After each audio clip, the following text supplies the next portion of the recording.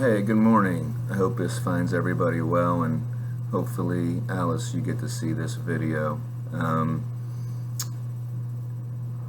recently saw you here in Tampa, Florida, Ruth Eckerd Hall, back in December. This is some of my tickets of the many concerts I've attended throughout my years. Not even half, but some of the more important ones. And looky here. Oh. Alice Cooper, Ruth Eckerd Hall, right? November 7th, 2019. Why am I sharing this? It was the last concert me and my brother attended together after many through the years. I was reluctant to go initially. I had never seen you. Love you. For real, man. For real. Love you. Love you. Love you. Love you. Duplicate. Love you. Love you. Really love you. Really love you. Put it all together. This right here. This album had more impact on me than any other album that I ever listened to. This was the first. Now remember this, I'm the youngest of 5 kids. I'm 55 years old, so I think I was 6 or 7 when my mom and dad bought this album for me and my brothers.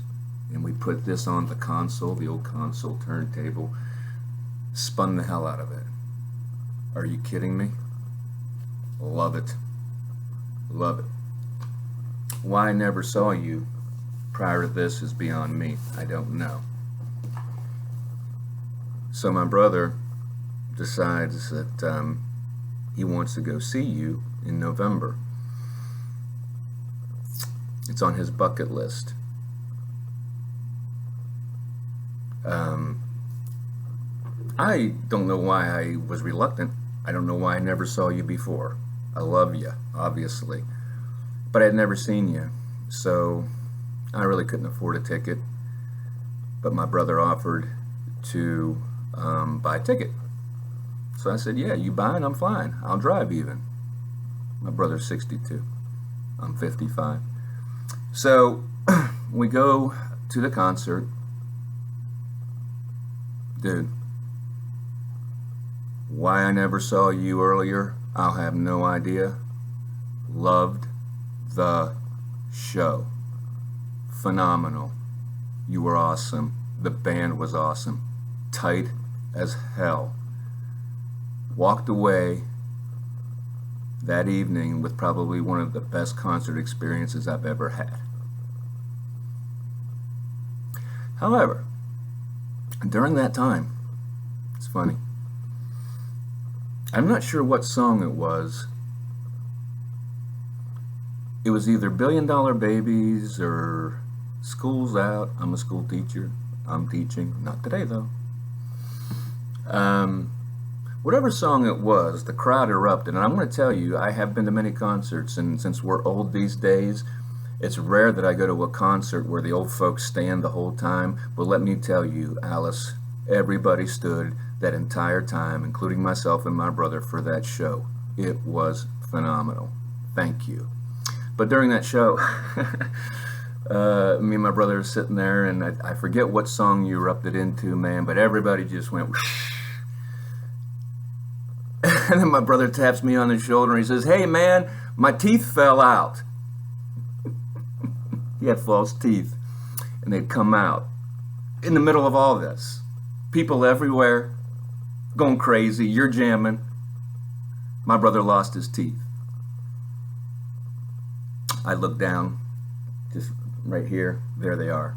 I grabbed him, gave him to him, he jammed him back in his mouth, and we rocked. We laughed about it, but it was phenomenal. Why is that story important?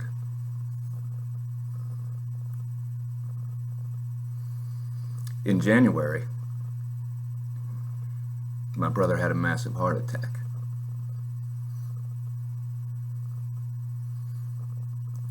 He spent 19 days fighting for his life every day in the hospital. It was a severe heart attack. It wasn't routine by any means, and he had some issues before. However, every day of the 19 days, it was life or death for me and my remaining family, and his daughter, my niece, his other daughter, sisters, family. What a grind it was for 19 days, because every day came from the doctors. You didn't know whether he was going to make it or not. This is good. This is not good. This is great. This is not good. He's going to live. He's going to die. He's going to live. He's going to die. Took a hell of an emotional toll on me and my family. So, that being said, during those 19 days as he was battling for his life, he was pretty much unconscious for most of it. They had brought him, he was making some progress, albeit slowly. There were so many complications. I'm not going to go there, but it was extremely critical every day. And so,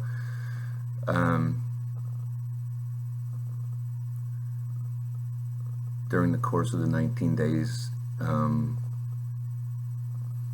as he was fighting, there was a day when they removed things were looking good, his vitals were good, things were looking good. It was still a hairy process, but they were going to wean him off of his sedation, see if he can breathe on his own, etc., etc.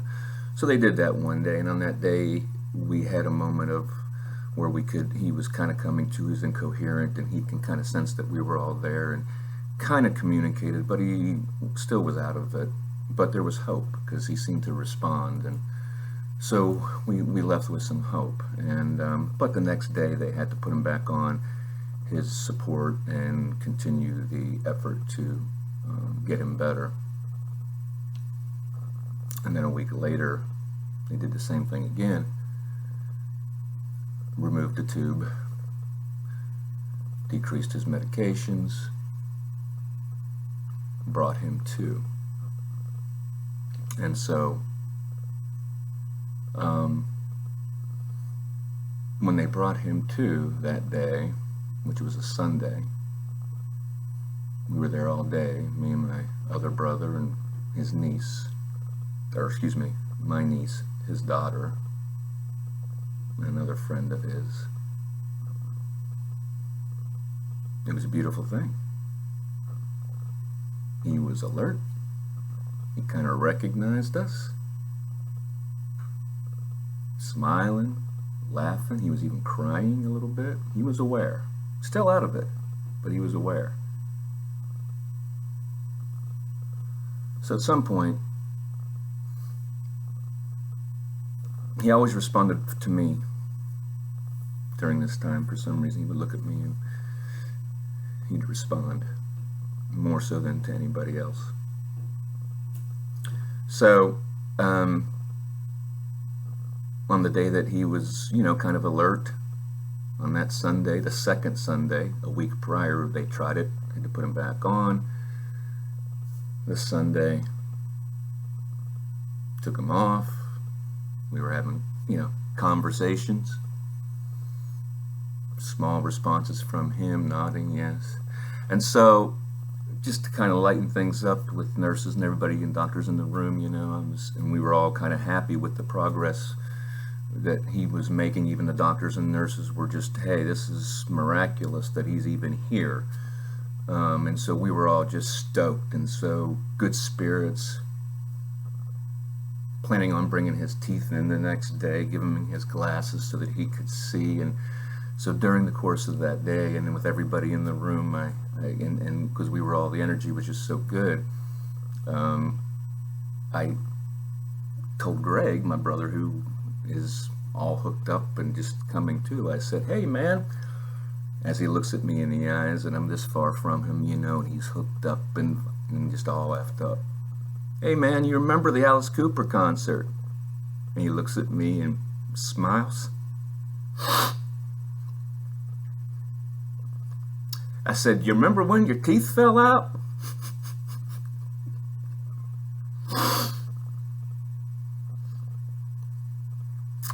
He laughed his ass off. Laughed his fucking ass off. As did everybody else in the room. It was a great moment. Thanks to you, Alice. I'll never forget that. You brought comfort to me and my family based on a moment that me and my brother had experienced, and I'll never forget that. So I want to thank you for that. And when we did have, and to continue the story, so I told him, and we all laughed our asses off. I left Sunday evening full of hope. He's going to do it. He's going to pull through this, man. He's laughing, joking. We're bringing his teeth. We're going to bring his glasses. Doctors are optimistic. Great. See you tomorrow, Greg. Tomorrow never came for him. I got a call from my niece at 3 o'clock in the morning. My her dad is unresponsive, and they're doing everything they can, so we were rushed down to the hospital.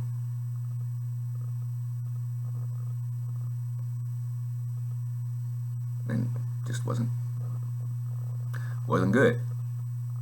He was gone. Heartbreaking, to say the least. So I wanted to share that story with you, Alice. I'm so sorry it's like so long, but I thought it was worthy of sharing. When we had my brother's service, I shared that story with those in attendance, and everybody loved that story and got a laugh out of it. I'll never forget that concert. It was a dream come true to see you, to share it with my brother, and what a wonderful experience it was. And because of that moment, we were able to laugh about it on his deathbed. And that's the last moment I had with my brother. So thank you, Alice. I'm so sorry this is a little long. I didn't mean it to be. But I hope you do get this, and for nothing other than to say thank you, bruh. And if you're ever in Florida, look me up. I'll play 19 with you. 18. We'll hit the 19th hole. I don't drink, but I don't think you do either. But thank you, brother. Sincerely. Watson family. Thanks, Alice.